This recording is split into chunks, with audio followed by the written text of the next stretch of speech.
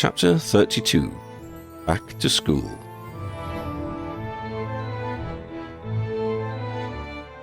Boxing Day followed, a day of huge sandwiches crammed with the leftovers of Christmas dinner.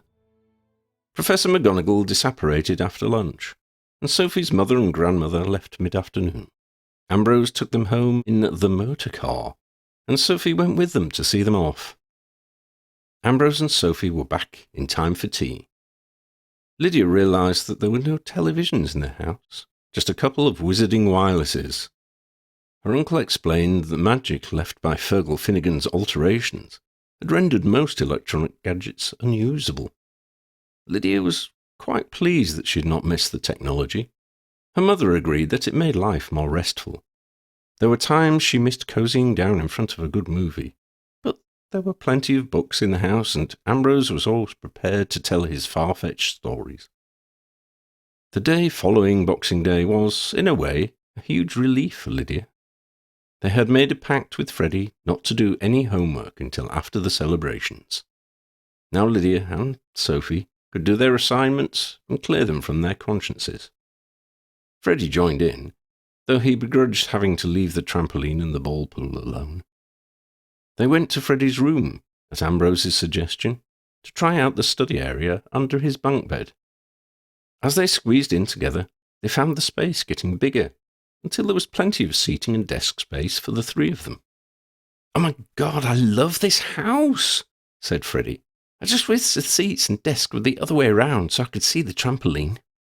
"I think that's exactly why the seats are this way around, so you can't keep staring at the trampoline and wishing you were in there," Lydia pointed out.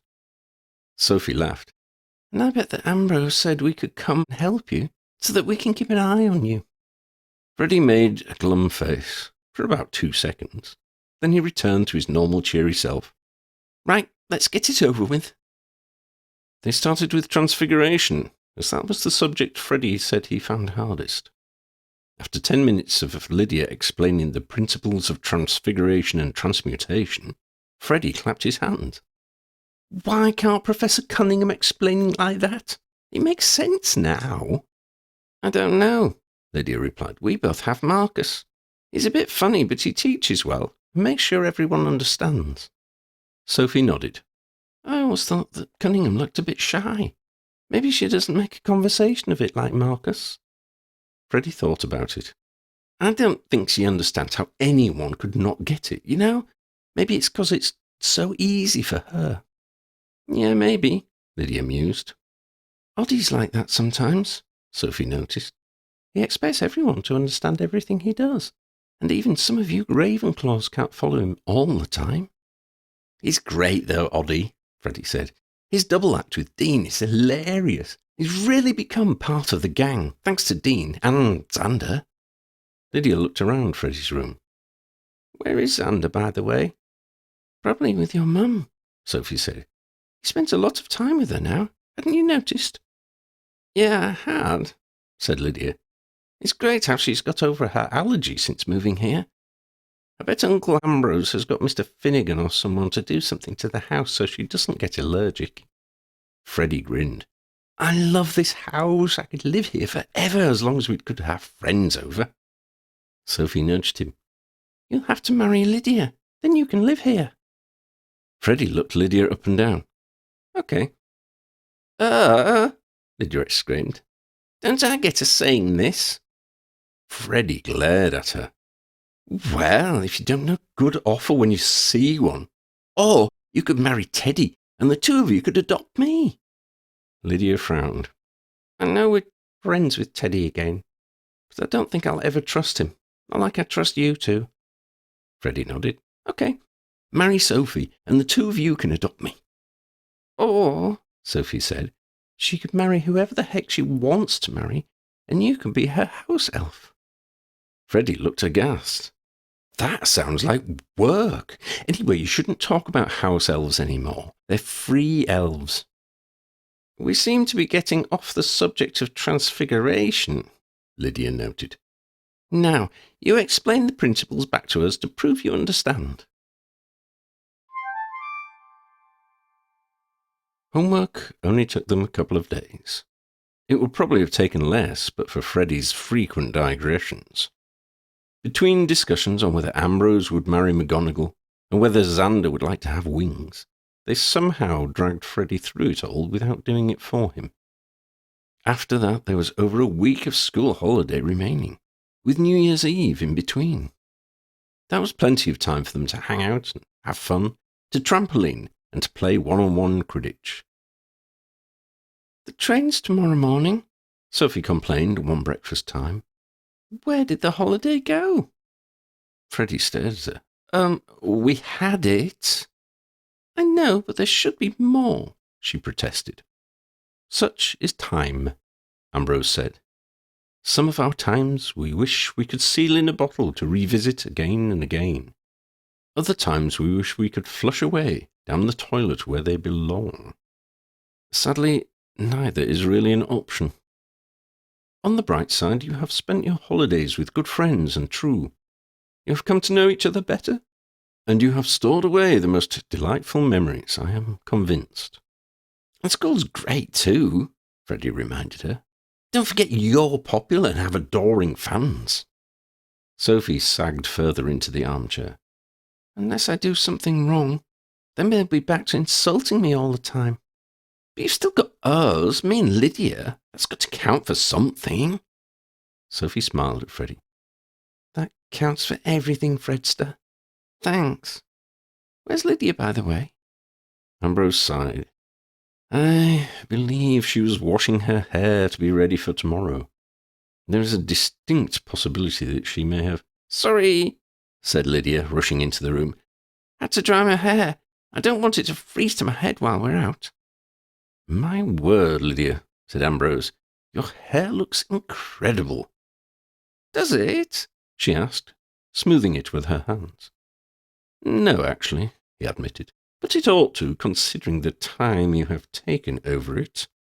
Sophie snorted. "It's typical.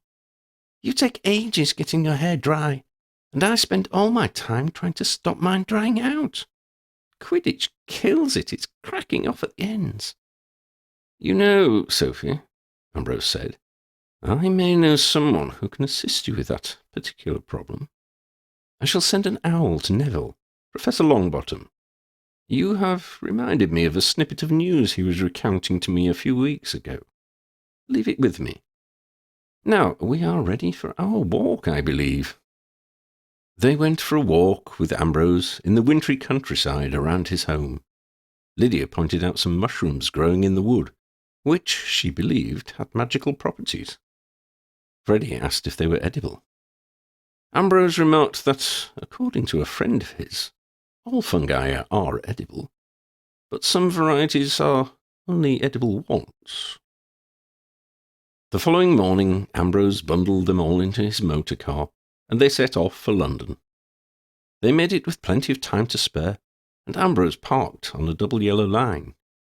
"You can't park here," Lydia warned. "Please, Lydia, think before you speak," he said. "I have already parked here, therefore, patently, I can." "I mean you'll get a parking ticket or something." "Ah," he replied, "I understand your concern. Worry not. Fergal assures me that this motor car is immune to such vulgar concerns." "Don't know why I bother," Lydia whispered to Sophie. "It'll serve him right if he comes back and it's been towed away." Sophie shrugged. "Considering the job this Fergal did on the house, I think it'll be okay." The students and Ambrose made their way to platform 9 3/4. They met Ginny there again, seeing Teddy Lupin off.